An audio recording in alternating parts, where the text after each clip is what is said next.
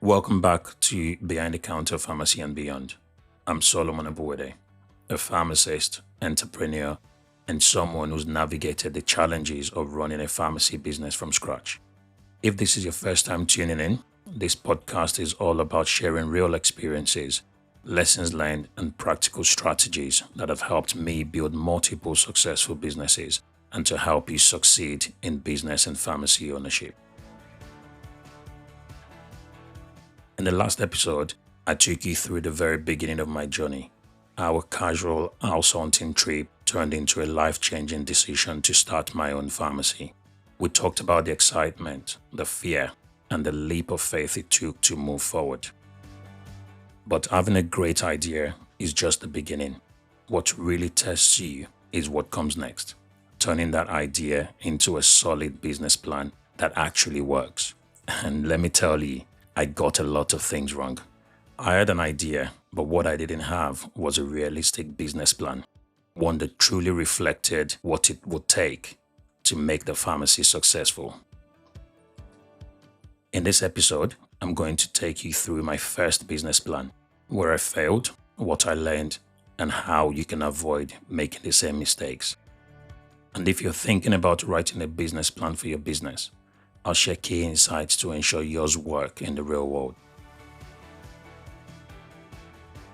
At the time, I had no formal training in business planning, but it felt like the right thing to do. Serious business owners had business plans, so I thought, right? So I needed to write one too. So I sat down full of optimism and wrote my plan. On paper, it looked great. I had revenue forecast, a strategy, and what I thought was a realistic outlook on how the business would grow. I expected we'd turn a profit in no time. Everything looked great on paper. The problem, though, was that I had no real structure. I was pulling numbers from thin air, making broad assumptions about revenue, and painting an overly optimistic picture of how fast we would grow. Soon enough, I found out that a business plan isn't just about filling numbers in. It's actually about truly understanding the business you're about to run. Looking back, my first business plan was more of a wish list than a realistic strategy. One of my biggest mistakes was assuming I understood how a pharmacy made money. I thought revenue was as simple as multiplying NHS prescription charge by the number of items we dispensed. When you think about it, that sounds reasonable. However, it's definitely not how it works. Pharmacy payment comes through a complex system of fees, reimbursements, and deductions. I'll touch on this and expand on it more in future episodes. I'd completely misunderstood how much we'd actually be bringing in. And when you think about it, in a pharmacy where NHS revenue can make up to 90% of your income, getting that piece of information wrong is a major problem. We had to go back to the drawing board. I started researching and speaking to other pharmacy owners who had been through this before me. I learned how NHS reimbursement rates fluctuate, how clawbacks affected profits, and how dispensing fees are structured. I realized that we needed a diversified revenue stream. We couldn't just rely on NHS income. It was too fluid and unpredictable.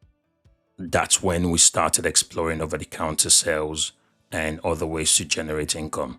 We introduced new services like the flu vaccinations, and we started to focus on NHS services for additional revenue. These were better than dispensing NHS items because there was no direct cost associated with delivering the services. This not only brought in revenue, but also helped us establish deeper relationship with our customers at the time because we're now spending time getting to know them. My entire revenue model was flawed before we even opened, and this hit me hard. How could I have built a plan based on numbers that didn't even reflect reality? That was the moment I realized that a business plan isn't just about writing what you hope will happen, it's about validating your assumptions before you commit. Another key mistake I made was in my competitor analysis.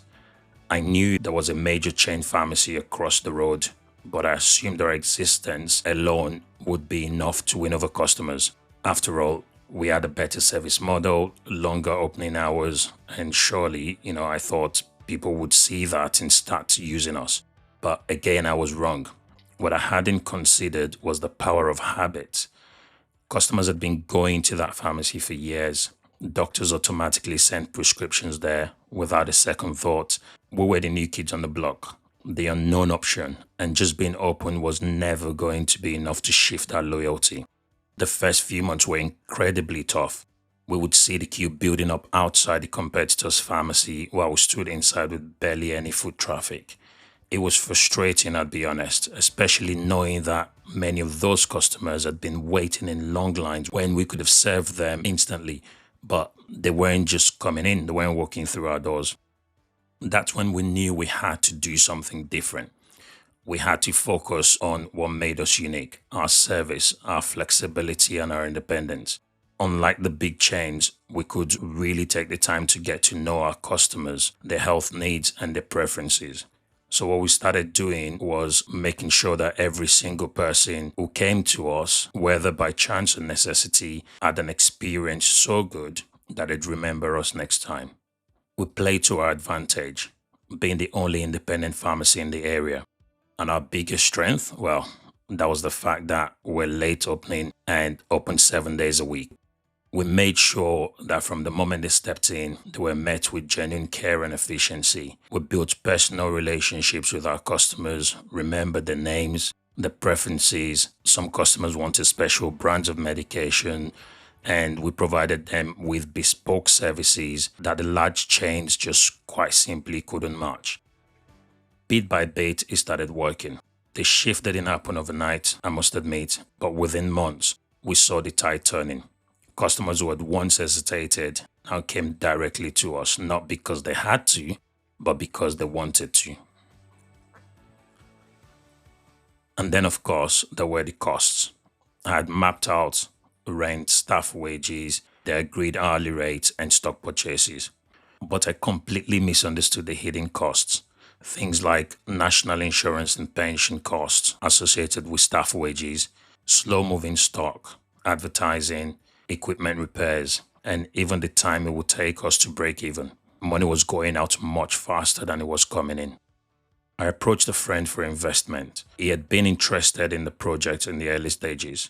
This time around, I presented the business plan to him. He took one look at my business plan, saw that we had opened across from a major chain, and he told me flat out, "You won't be able to compete, and I cannot invest in this." That was a painful reality check. At the time, we weren't even looking for investors out of necessity. We just wanted to reduce risk. But after getting turned down by this friend, we had a decision to make. Should we keep trying to convince people to believe in us, to invest in us, or should we go it alone? We chose to go all in and do it all by ourselves. And honestly, it was the best decision we could have made. It meant that we controlled our path, our own risks, and eventually our own success. And yes, it meant more financial pressure on us personally, but it also meant that when we eventually succeeded, the rewards were fully ours. At first, it was overwhelming. We were spending more than we were making, and the financial strain was real. Instead of panicking, we took a controlled approach to cutting costs and maximizing efficiency. We reviewed our stock, identified products that weren't moving. We stopped ordering what didn't sell and focused on fast-moving, high-margin items. We also renegotiated with suppliers, and we started putting in bulk orders at the start of the month where possible to try and get the best prices. Around the same time, I just quit my other job to focus on the pharmacy, and I started working more shifts in the pharmacy to reduce costs. Every penny counted. By keeping expenses under control, we were able to stretch our initial capital longer than expected. It wasn't easy, but these small changes made a huge difference over time. Gradually, we moved from just trying to stay afloat to actually building a sustainable business. Not long after opening, I realized my business plan wasn't just flawed. It was almost useless, in all honesty. The numbers weren't accurate at all. The challenges were greater than expected, and I had to make decisions on the fly. I quickly learned that while a business plan is helpful, financial projections grounded in reality are even more critical.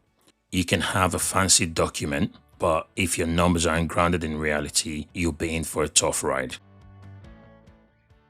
Looking back now, I realize just how much I underestimated. I underestimated how difficult it would be to change customer habits, how slow organic growth can be, and how unpredictable cash flow truly is in the early days of a business. I also didn't fully grasp how important it was to have a flexible business model, one that could quickly adapt when things didn't go as planned. My expectations were one thing, but reality had its own plans. The challenges, the setbacks, the moments of doubt, they all shaped my understanding of what it really takes to turn a vision into a business. I don't regret the mistakes I made because they taught me the lessons I could never have learned in any textbook. And as they say, experience is the best teacher. But if I could go back, here's what I would do differently and some tips that you can use when writing your own business plan. 1. Understand your revenue model in detail. If you have a major source of revenue like the NHS is for pharmacy, don't assume revenue based on broad calculations. Learn the exact breakdown of payments, fees, deductions, and you'll avoid nasty surprises later. 2. Take competitor analysis seriously. It's not enough to know who your competitors are. You need to know their pricing, their service quality, and their customer loyalty. More importantly, you need a strategy to differentiate yourself. 3. Have a concrete customer acquisition plan. Customers don't just come because you open your doors. You need to actively win them over, whether through advertising, partnerships, or exceptional service. Make this a key part of your plan. 4. Be realistic with expenses and cash flow. Things always cost more than you think. Factor in hidden costs like advertising, slow-moving stock, repairs, national insurance, and pension costs. A good financial buffer can keep your business alive when things don't go as planned. And finally, 5. Stay flexible. Your plan will change. A business plan is not a fixed document. It's a guide. Be willing to adjust as you learn more about your business and market. The best entrepreneurs aren't rigid. They adapt to reality. Writing a business plan isn't just an exercise. It's a crucial part of understanding your business before you even start. And while mine had flaws, it still gave me a starting point. But what happens after you have the plan? You need funding.